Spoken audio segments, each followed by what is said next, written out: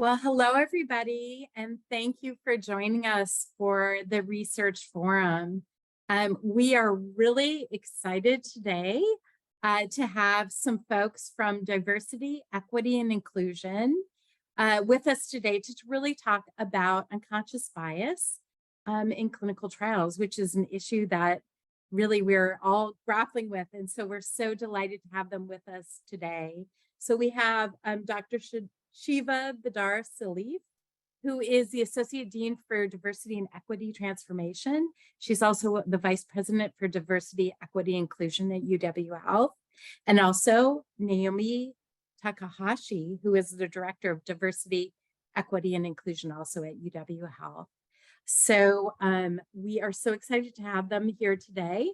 I do want to give you a reminder that next week we will have another event on the 18th, the Voices of the Breast Cancer Vaccine Trial.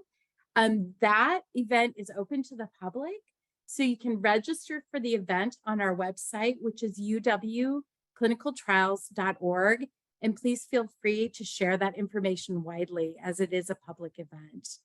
So with that, I'm going to turn it over to our two esteemed colleagues to tell us about increasing BIPOC participation in clinical trials. Thank you so much.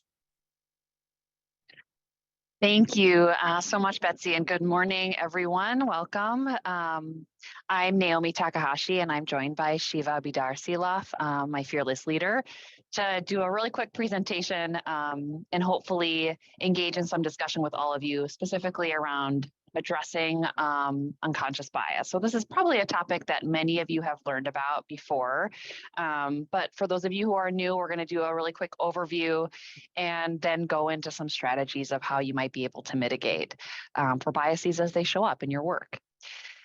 So why do we have significant racialized health inequities? So if you think about, a lot of our health outcomes, especially even within clinical research, within our healthcare environment, a lot of them are related to race. And a lot of that has to do with unconscious bias that's actually been embedded, sort of baked into the structures within our healthcare system.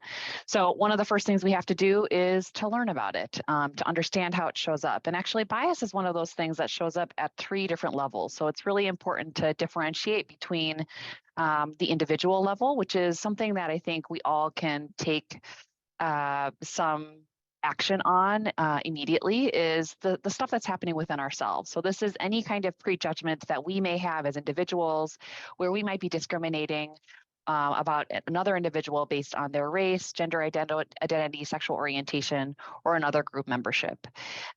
So we hear a lot about, strategies that you can do to really mitigate for how bias shows up within yourself. Then we see bias also showing up at the institutional level. Somebody used to say that, there's people, right, that we make up institutions. So of course, if people have bias, that those institutions will also be perpetuating bias. And within an institution, so the School of Medicine and Public Health as an institution, UW Health as an institution, this shows up in unfair policies and practices. And it also routinely produces inequitable outcomes, right? So if we have an inequitable policy, that's going to show up in how not only we provide care, but also how people experience a work environment.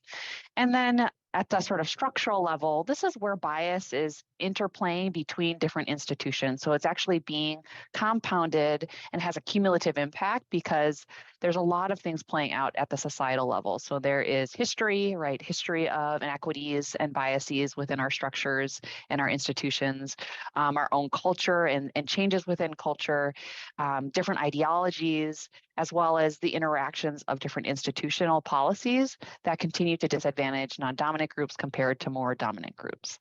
So when we think about interrupting bias, we need to be thinking about it at all these different levels and what we can do to make those changes necessary to reach towards more equitable outcomes overall.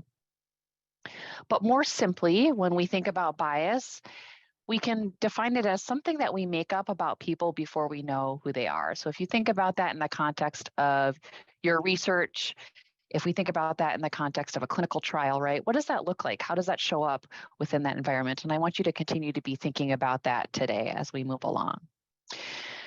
So the important thing to know about bias is that everyone has it. This isn't something that me or Shiva or anybody else in this room is able to avoid. It's actually the way our brain works. So what happens is that we rapidly are categorizing information, and that's sort of the core of how bias plays out.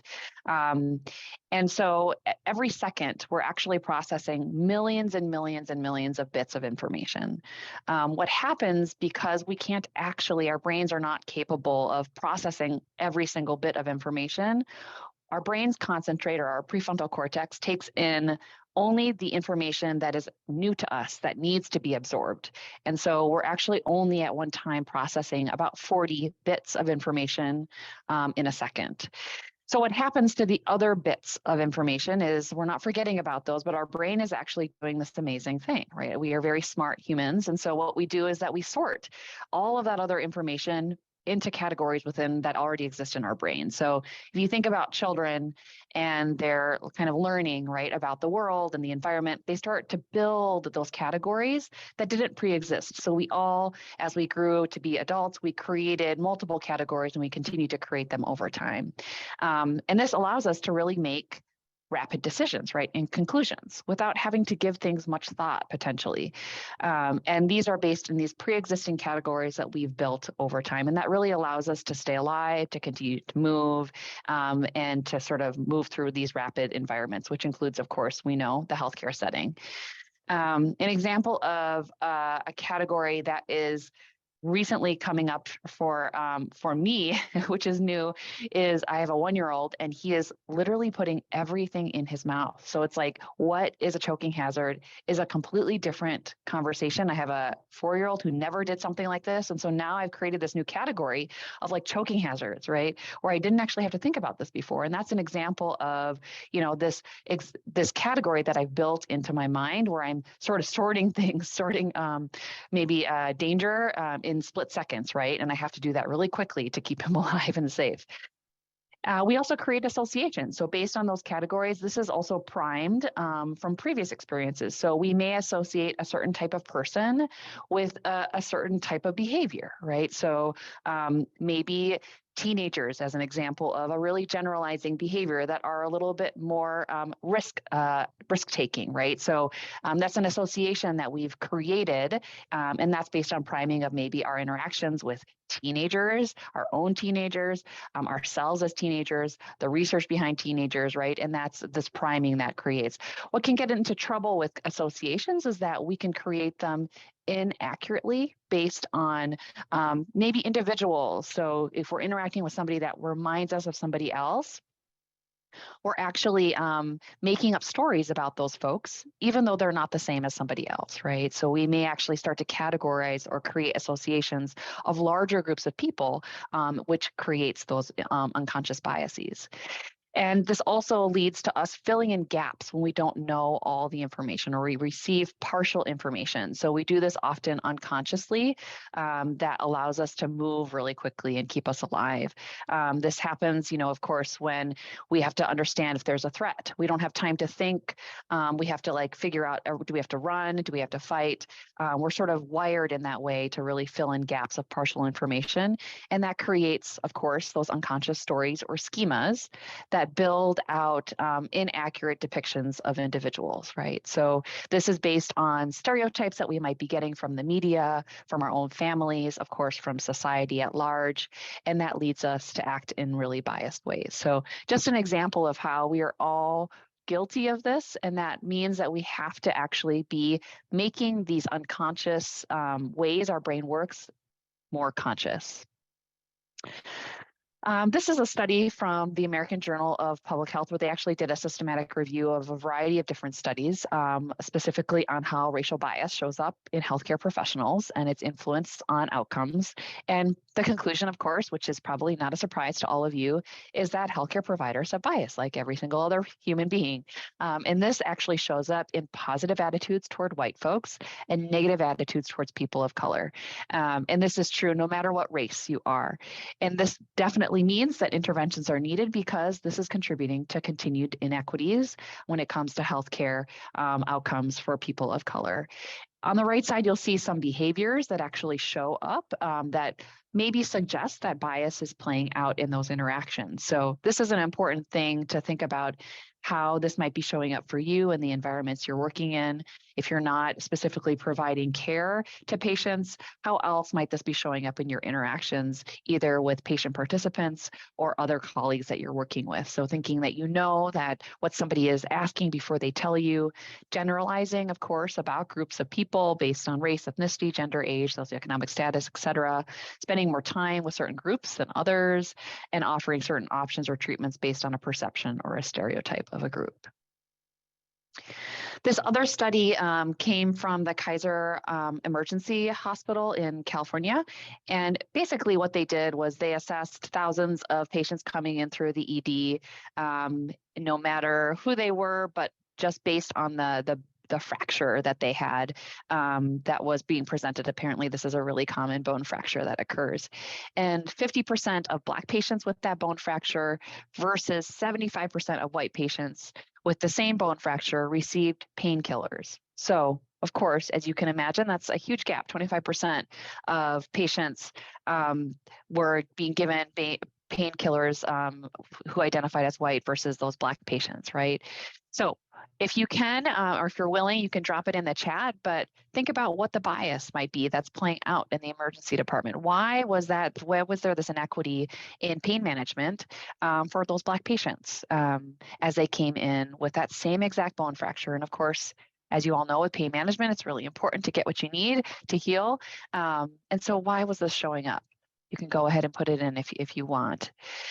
And I think what's really important to think about in these interactions is the language that was showing up, right? So the interactions and the language that led to this inequity of care. So what kinds of questions were being asked? And we see this, unfortunately, all the time within our healthcare system, where certain folks are getting asked certain questions and other folks are not. So there's not some standard way in which we're approaching folks. We're really creating stereotypes. And in this case, this was probably related to inaccurate perceptions. Absolutely. Thank you, Julia, for pain management, right? So a level of pain based on race, that there was a difference, which we know is actually not true. We also know that there were potentially assumptions around drug use or abuse that was playing out as well. And so that definitely was playing a role, that bias that somebody might have held, and that could absolutely have impacted the interactions that were occurring that led to this inequity. And this is not the only study that they've done. They've done this in a variety of different ways. There was a study recently that was around pediatric care and who was getting assessed in terms of appendicitis. And there was a huge disparity related to how long it took to assess whether or not Black children versus white children were getting that diagnosis of appendicitis, right? So just an example of assumptions, right, around that pain management and care that people needed. And this study actually reinforces that bias. So this was a study done at the University of Virginia, a medical school, where they did thousands of surveys of medical students and practicing residents about these fantastical beliefs that potentially residents or medical students might have around the differences between Black folks and white folks. Now, what's really important about this is that none of these things were learned while in school. So while people were in their medical education, these were not things that were necessarily taught. These were biases. Again, thinking about that categorization and those assumptions and schemas that were created in childhood and held on to throughout life. These were developed early on for folks, and they continued to have these in place when they were in medical school. So what happened within this survey is they were given this list of fantastical differences. Unfortunately, I'm sorry to report, not surprisingly though, that there was about 30% of folks assessed to believe some of these fantastical differences or false beliefs, right, a biological difference during the study. So you can imagine that this would cause some really significant inequities of care if you believed that nerve ending sensitivity blood coagulation, brain size, skin thickness, right? Smell sensitivity, respiratory system efficiency, fertility, right, et cetera, was going to impact, of course, the treatment as well as diagnoses, as well as, of course, the outcomes and the inequities that we see in health outcomes overall. So unfortunately, obviously people still held these really strong beliefs, even though they were not taught these in the study, in medical school. And these are just some common examples that we've heard within our system, but also, of course, there's a lot of research out there right now within documentation, bias and documentation around the way racially coded language shows up in healthcare, as well as, in those interactions that folks are having with patients who are racially diverse patients or BIPOC patients versus white patients. So BIPOC patients being identified as more out of control or disruptive, where white patients for same types of scenarios are seen as emotional or grieving, angry, aggressive, challenging, combative versus sad for white patients. BIPOC patients being seen as refusing care, non-compliant, defensive, whereas white patients are seen as scared or still processing information. BIPOC patients assuming, if you bring a support person with you, assuming that people are boyfriend or girlfriend, whereas white patients are seen as being in a married couple. And then limited English proficient patients assumed less intelligence or less intelligent or non-compliant, whereas English-speaking patients assumed to be more compliant overall. So, of course, these biases are significant and absolutely can impact not only the treatment, but outcomes that folks have in healthcare. And I'm going to turn it over to Shiva, and she's going to talk a little bit more about how this shows up in clinical trials, as well as another way to sort of think about changing our approach. Thank you so much, Naomi. So we also can look at some of the studies that have been done around bias and stereotyping among research and clinical trial professionals. So one of the studies that we looked at and that is mentioned here on this slide is one that did a systematic review that looked at researchers where they assessed their experiences of clinical and research personnel related to factors influencing the recruitment of racial and ethnic minorities for cancer clinical trials. So the conclusions of that study, again, that was a review, showed that not only did some of the respondents, so these were people like many of you who are enrolling people in clinical trials and involved in clinical trials, those respondents said that they view racial and ethnic minorities as less promising participants overall. They also reported that they were withholding trial opportunities for minorities based on these perceptions. So again, what we see sometimes is this actually movement to say that the bias, we think that people are not going to trust clinical trials, we think that people are not going to want to participate, and therefore we're not even going to approach them or ask them about participation. And then there were also in that study some of the providers that endorsed using tailored recruitment strategies, whereas others just said that they just didn't want to have race to be considered as a factor in trial recruitment. So kind of again, as we see in the conclusion of this study, really people ending up on both ends of the spectrum in some ways. Some saying, the bias is making me think that I shouldn't even ask. Others that are saying that we shouldn't even consider race or ethnicity in really tailoring any of the strategies. So really, we saw through this study that the presence of bias and stereotyping was certainly being seen in clinical and research professionals recruiting for these cancer clinical trials, and that in itself, the fact that there are professionals that are doing this work have bias needs to be really considered when designing interventions to increase their enrollment of people who are BIPOC identified in the clinical trials.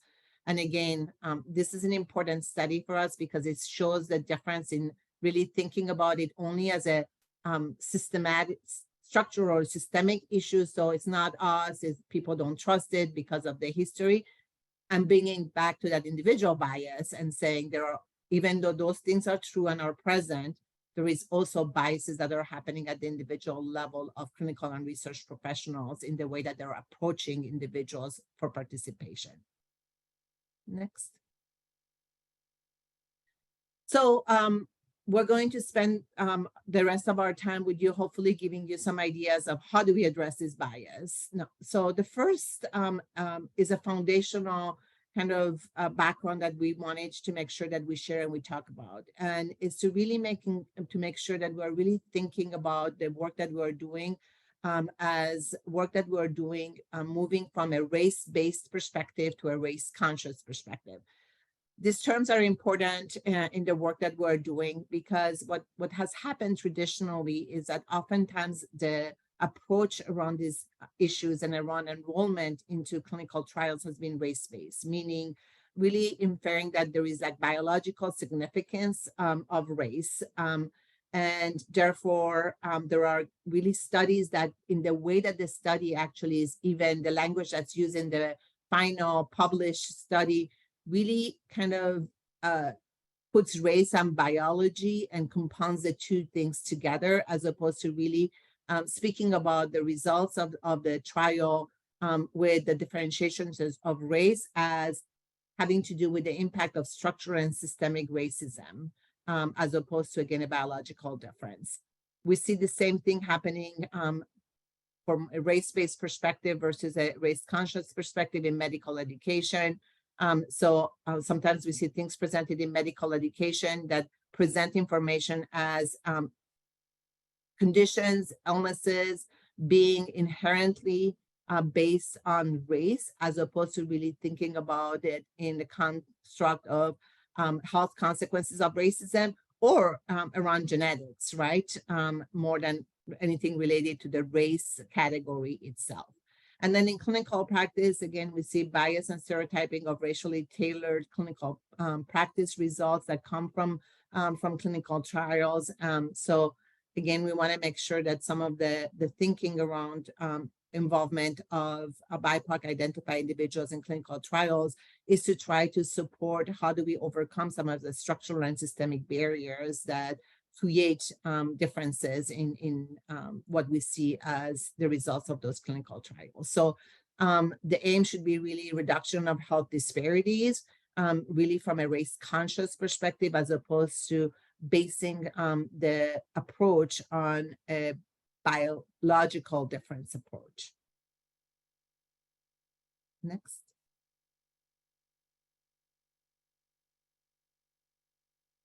No, Naomi's going to play this short video for all of you. I think we have time, Naomi. I think we do, yeah.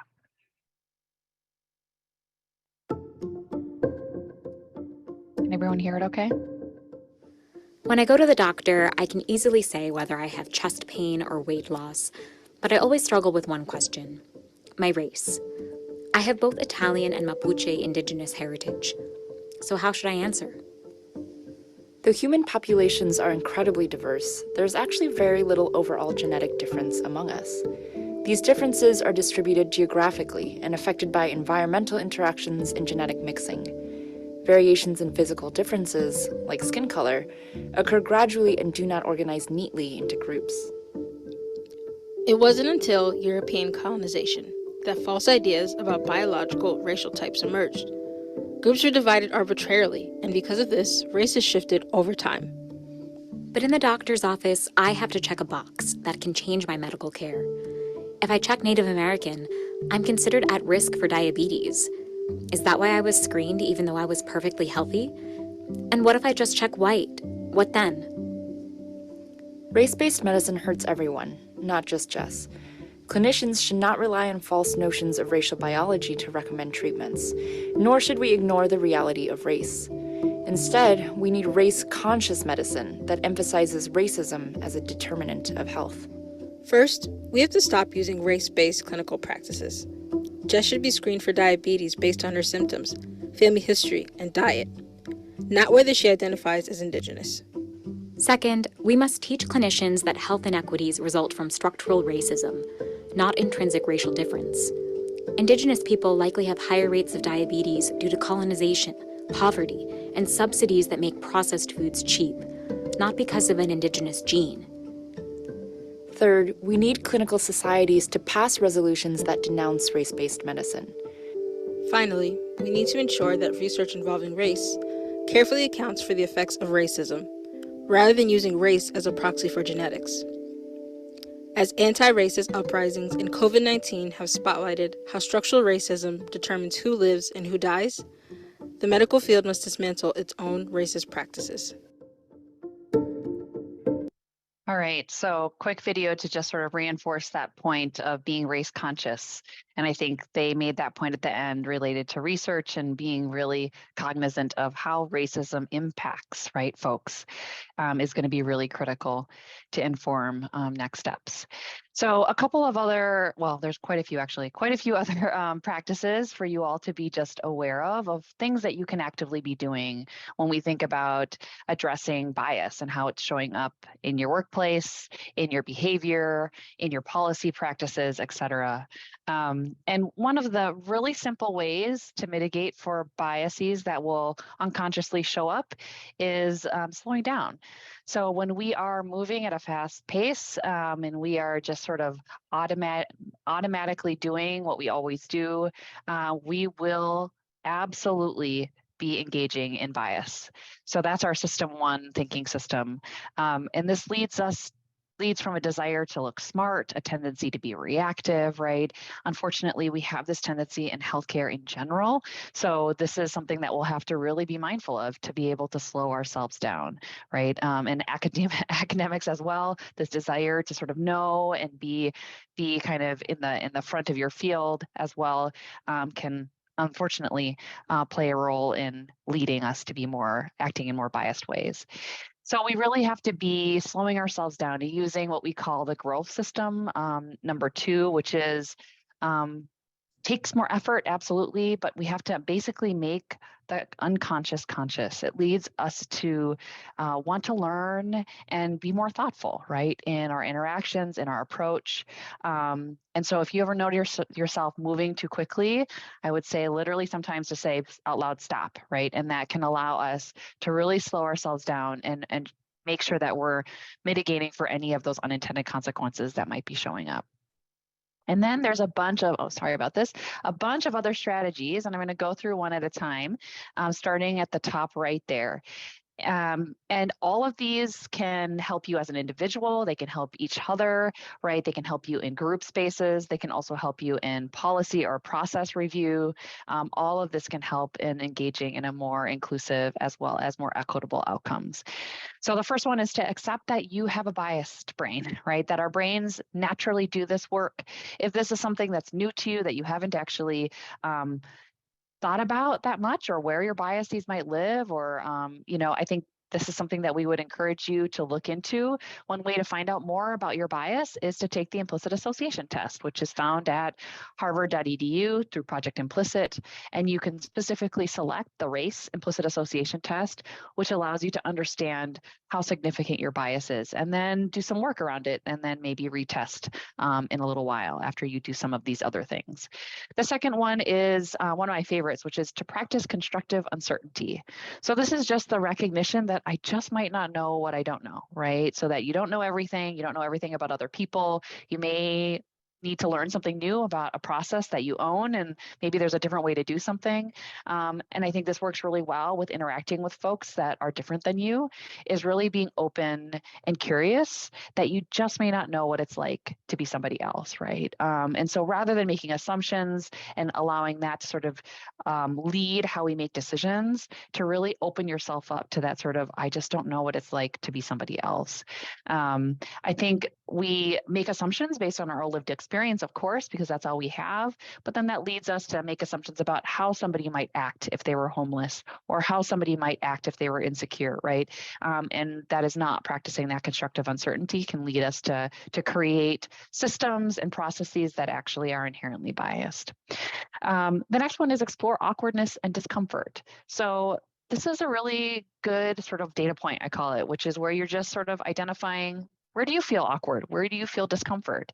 Who are you interacting with? What spaces are you in?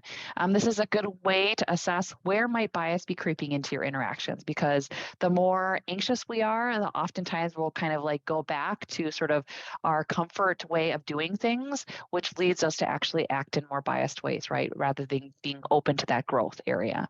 So good, just data for yourself to know where is that area of discomfort, where it might be some work that you need to be doing. The next one is amplifying marginalized voices and perspectives. So, this is a really easy one to do in, a really multiracial group or a really, I would say, diverse group in general, is who's speaking, who's often overlooked, whose ideas are often not heard, and really amplifying those voices and those perspectives, right? So using whatever privilege you might have to be able to reinforce messaging that folks from historically marginalized backgrounds are sharing. Get feedback from someone who has agreed to do that for you. So make sure that they've agreed to do that first. So that would be feedback from a colleague or patients, right? Specifically anecdotes, investigate how biases might be impacting experiences, care delivery, right? Research experiences, employee experiences, if you lead a team, et cetera, and making sure that you're going to do something about that feedback when it's delivered to you. So, being prepared to feel some of that discomfort and defensiveness, and then making some change, right? Taking some action will be really important. Disaggregating and analyzing data by race and ethnicity. So, oftentimes we see these sort of kind of general data sets, and that doesn't tell us the unique experiences of where people might be having differential experiences, right? Specifically when it comes to, if we're looking at our own processes in our own recruitment, right, of research participants as an example, making sure that you're identifying based on race, ethnicity, where there might be gaps, right? For certain people, maybe this is going really well, but for other folks who identify as BIPOC, maybe there's room for improvement, right? Maybe that's why we're having this inequity in how people are contributing to our research as well. Get curious about defensiveness and label your biases as they occur. So where do you notice yourself getting the most defensive, right? Label where there might be a bias there, and then decide on the most active strategy to mitigate for that bias. So this is, again, just a tool of that self-awareness that you can take in yourself. Use an equity lens. So there's a lot of equity tools out there. We have one actually built in SMPH. You can find it off of our Office of Equity and Diversity Transformation site. There's actually a multi-module web-based training based on Canvas as well that talks about how to do this. You can also ask our team to support you in embedding an equity lens. And this helps you to really think about, how can I bypass bias and make more informed decisions and create more equitable outcomes, whether that be around a policy change, a process improvement, whatever you're looking to improve, we can help you with that. And of course, there are resources out there that you can utilize. One size does not fit all. So this is really an important one to remember, that each person might need something different. We really want to center equity and not equality, right? So equity really means giving people, understanding the historical context of what people are bringing, and then giving them what they need, not just assuming that everyone needs the same thing or starts from the same place. Stereotype replacement is also a documented strategy. There's a lot of research out there that if you know what your stereotypes are, if you know what your aware biases are, if you can replace that bias with an image or a story that runs counter to that stereotype, you can help yourself within the next 24 to 48 hours to mitigate for that bias. So if you're aware of that, think about, how do you replace those sort of narratives and stories in your own mind to run counter to that. Check your own pulse. Check your own biases, right? So, this is just a good thing to remind yourself to do, remembering that implicit bias leads to that differential treatment of our colleagues, of our patients, and that just making sure that you're constantly checking in with yourself. Using a trauma-informed lens and validating experiences of racism. So instead of focusing on, why doesn't this patient trust me, or why don't these folks want to participate in my research study, ask yourself, what has our system done to earn that trust? What can I do to improve the trust in our system, right? How am I behaving in ways that might be rooted in bias?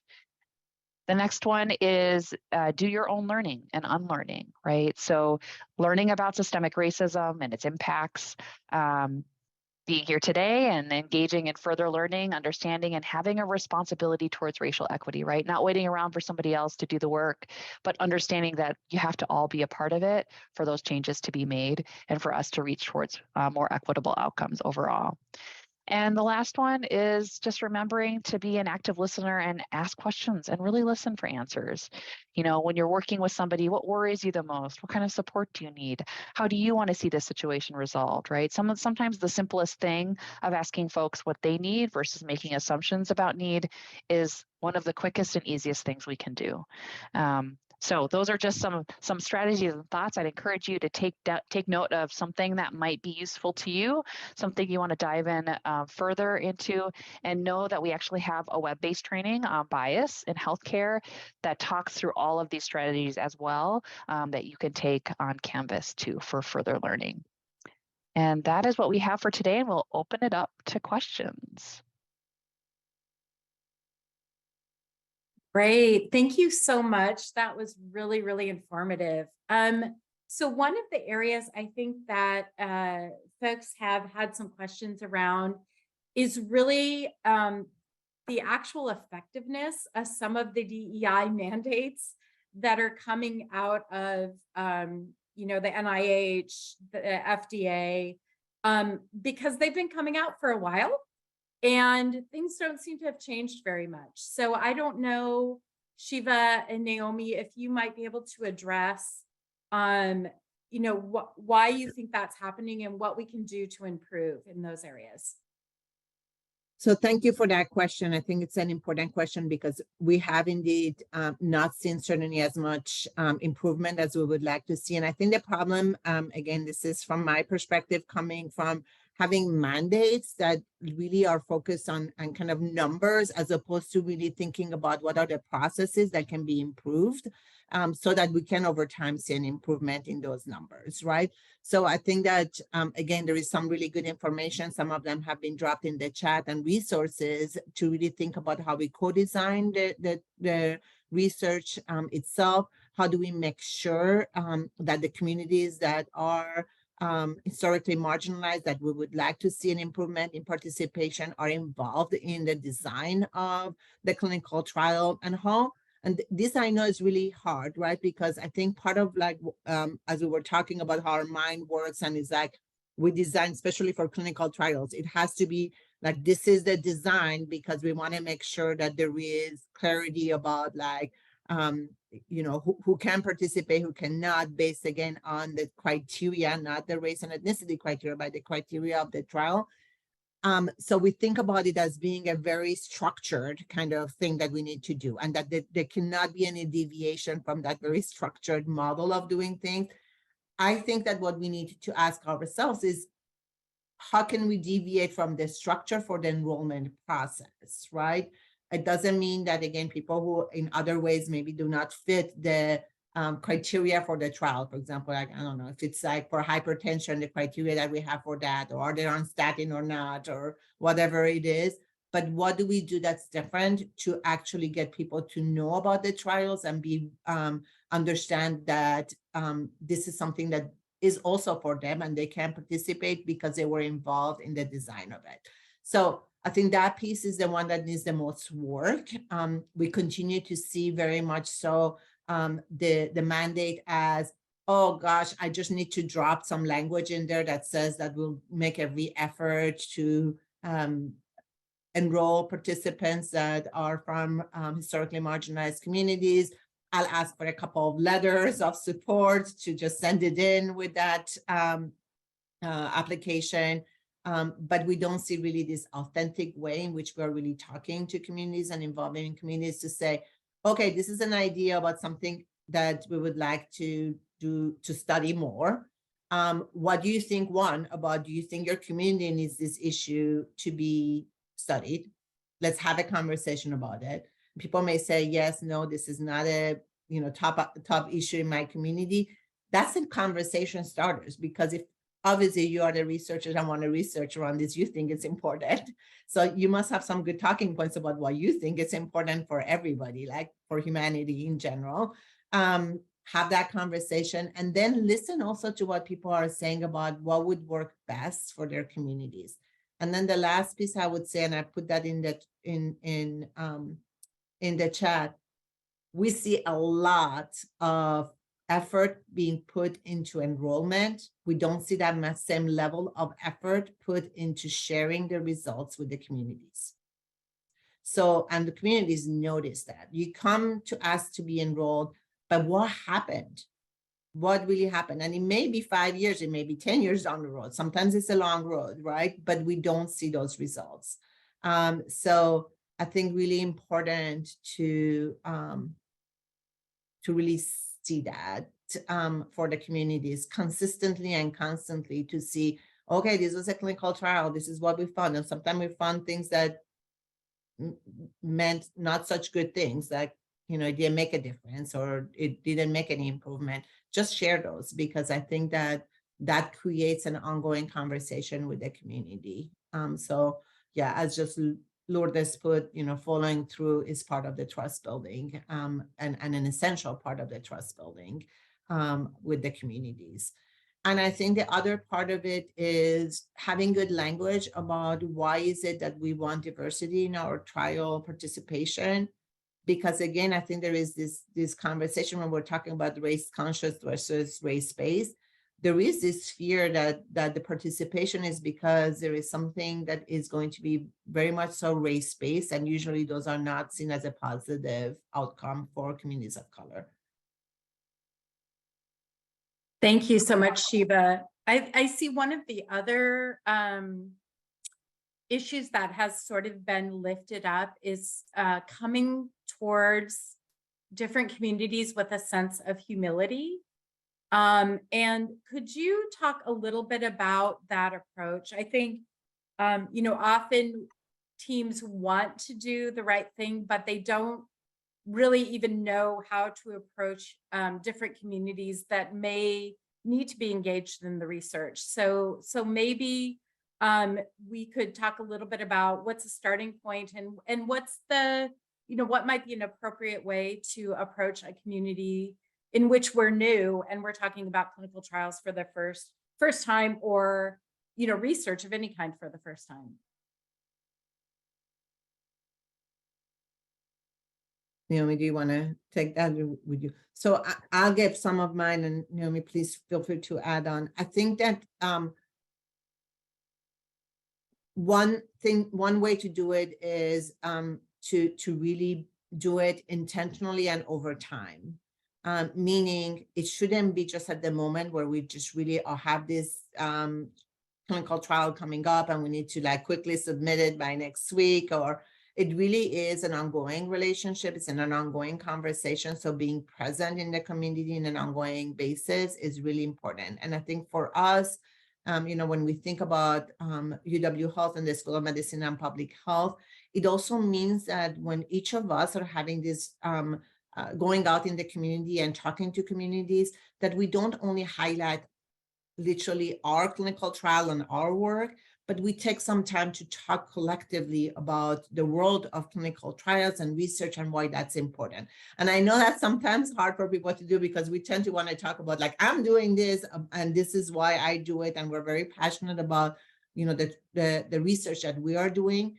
But we do actually a disservice to each other when we only focus on our own clinical trial, because then the community see that's very siloed. They see 20 different people approaching them about 20 different kind of clinical trials, and they don't see it all tied together in the way that it would be important, I think, in trust building. So really taking some time always to, in my opinion, to really talk overall about who we are as an academic medical center and health system, why clinical trials and research is an important piece of what we do. And then maybe, you know, starting to talk a little bit more in detail about our own kind of work that we're doing. So that's one. But again, it really takes being present and have those relationships. And it also takes listening. And sometimes listening means people are going to say no. I'm not interested, don't think this is important. Gonna give you some really hard feedback, which you're probably going to be not very happy about, but come back, because what people are actually doing is they want to see is like, if I told you no once and I gave you some hard feedback, are you actually going to take that into account and come back the next time to the community and have improved based on what feedback it was that we gave you? The other thing is when people say no and no, this is not the way to do it, and you still go ahead and do it, that is one of the way in which trust is broken. Or you go knock on somebody else's door from that same community. And one thing I tell you, especially in our area, but in the state of Wisconsin, there is quite a bit of connections among different groups within our historically marginalized communities. So one way to break trust, to be honest with you, is like if somebody knocks on the door and say, hey, like Latino Health Council, do you want to participate in here? And we give some, really deep feedback about what the issues are with the particular design.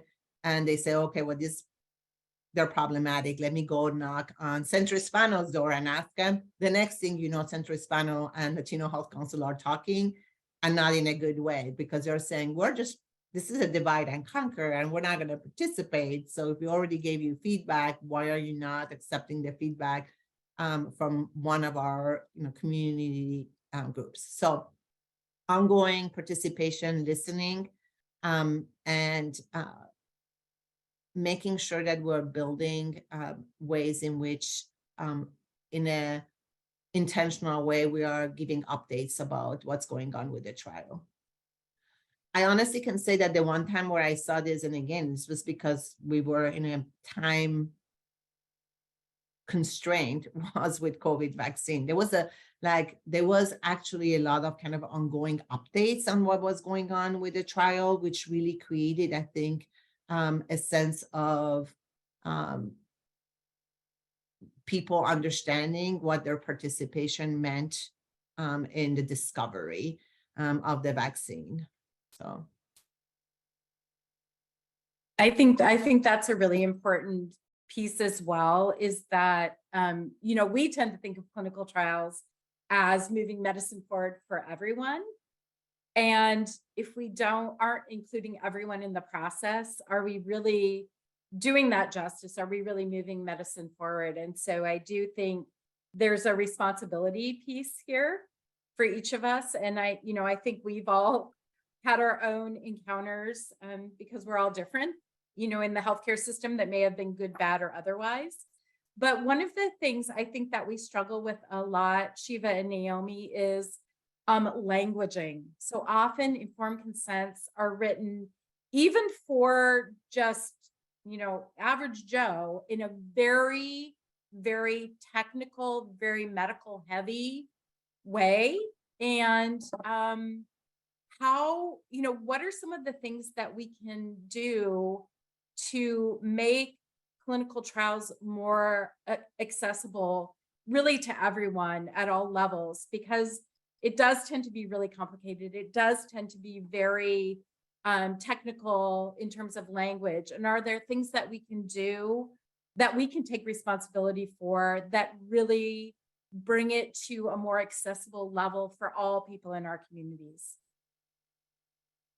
So they are, right? They're like every consent form that we have in healthcare too are like really complex language. And certainly I understand that they come from one of the things that I think actually, to be honest with you, is part of structural racism, which is these complex laws and documents that are really made to supposedly in their essence to protect, right?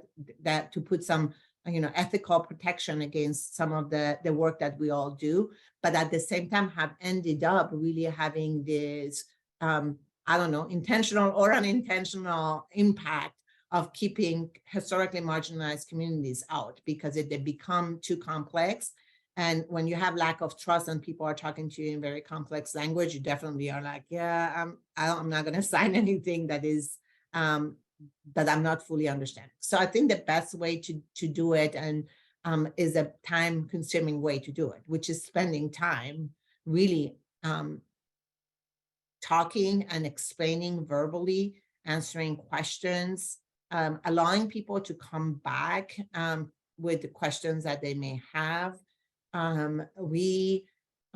Allowing people to also have others be part of the explanation.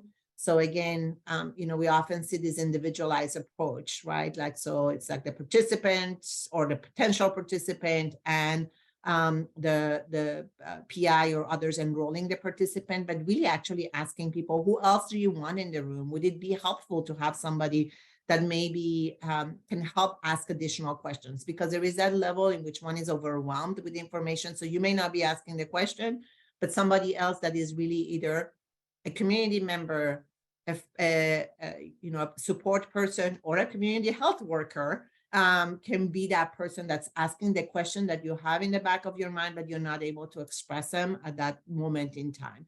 So any of those are really, really helpful. I have found it to be extremely helpful to have certainly another person in the room that, again, is a person chosen by the potential participant. And then, again, spending time.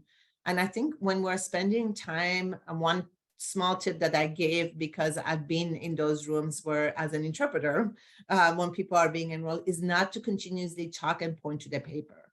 Because a paper, just put it, usually you've done this like a few times already, you're pretty well versed about it.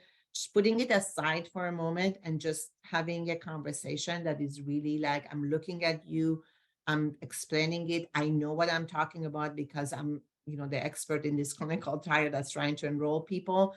And then you can go back to the paper if you want to point, this is what this paragraph said, and this is what this other paragraph said, but start with that conversation that is not looking or pointing at the multiple pages of consent. And I think, community health workers need to be considered more broadly in the clinical trial stuff. I totally agree. I think that we often think about community health workers in the context of healthcare delivery, but I think in the context of clinical trials, I would love to see more work and more actual research of outcomes of what happens when you do have community health workers that are involved in the process of clinical trial design and enrollment in the process.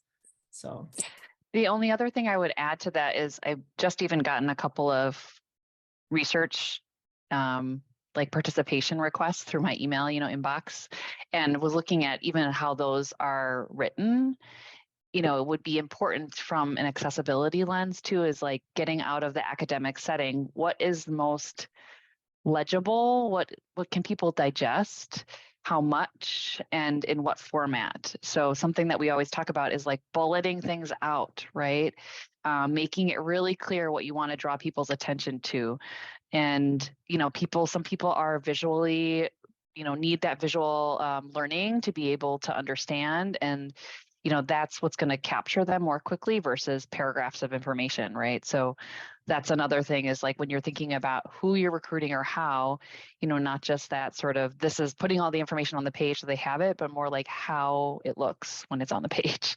And I think some people forget that that's actually a really important piece, so that people are not just seeing this as like, oh, they're just, they're spending the time to really think about how I might be able to understand this and read this in digestible ways.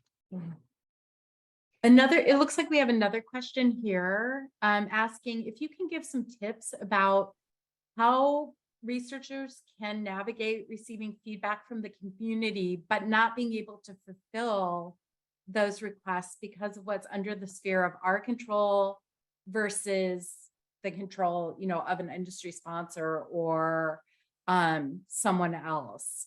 So, a lot of times we may ask, but it may be something that we're not able to do because there's proprietary information or something like that. How do you navigate that? I think two ways. One, being very clear and transparent about what is within the span of control and what is being actually mandated by whether it's industry or maybe the design of the trial, the way that it's mandated by even, organizations that oversee the trial. I think being very honest, but at the same time, I think it's really important to say, well, that's the way it is. And just like, there's nothing I can do about it. You can recognize that it is. Thank you for the feedback. You're absolutely right. It should be different. I'm sorry that it is not. I am not able to change it for this one, but I'm going to take your feedback to heart and actually provide that feedback. And again, I think it is our individual responsibility to do something with that. I think oftentimes we see us as not having any influence. And I can tell you, we actually all do have influence. You all have influence. And if you just simply say, well, I have nothing I can do, what am I going to do? Send an email to Betsy? Send an email to Betsy. Sorry, Betsy. Because, Betsy can take that cumulative amount of information and hopefully like say, hi, can we change this? I'm hearing a lot of feedback about this. If she's not hearing that feedback, it's really hard for Betsy to go in front of whoever the power is that is making maybe that structure or that rule and say, I'm hearing from a lot of people. So again, it may not be immediate, but to say I'm taking responsibility for actually taking your feedback and moving it forward is really important. And change only happens that way. It doesn't happen with, somebody like me just changing diversity, equity, and inclusion. It comes from all of you saying this needs to change. It's just not right. Let me talk. I'm going to conferences. I'm going to talk to people. I'm going to approach to people at those conferences that are talking about how they want these mandates, about what I'm hearing as the barriers in the communities that I'm approaching. So again, I think really important that, and if you're doing those things, it will come across when you're talking to potential participants that are pushing back and saying it should be this way, and you're hearing that hard feedback, you can honestly look at them in the eye and say, I agree with you. I'm working in the way that I can to try to have that change. Unfortunately, it's this way right now, but I hear you and I know you're right. Yeah, I think that goes back to that structural bias that Naomi was talking about. I think we hear a lot of wanting more diversity, equity, and inclusion in clinical trials, and yet very few things have changed in the structural paradigm around the way we do clinical trials. And, I think we can do our part and try and take responsibility and talk to communities. But I think you're right, Shiva, until there's sort of this growing voice about we need to structurally change the way we do clinical trials. It's going to be a little hard, but I think these are the components that go to making those changes, is having those conversations, understanding what isn't working for people, and then taking that to sort of, almost a national level and saying, this is why this is not working. And we need to change the way we think about this, because until we do that, it isn't going to change. We're not going to be able to influence and get more representation in our clinical trials. So I think that's a extremely important piece. It sounds hard, but I think until we do it, we're not going to make any effective and long-lasting change in the clinical trials infrastructure. Yeah, you're correct. I see a lot of in the chat about like there's not enough resources and money that is available within kind of when you're doing your budget for your clinical trials that can be allocated to this thing. That's something that needs to be changed, right?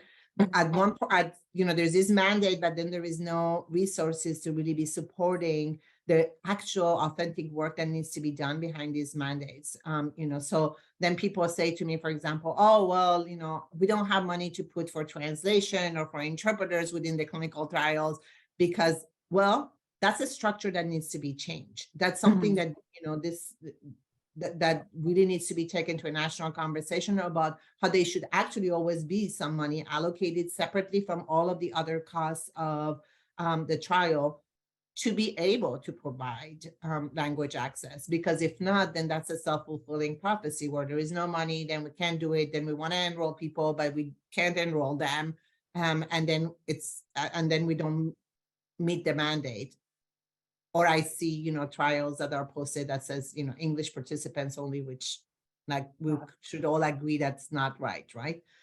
So again, that's one quick example of a structural issue that needs to be just changed.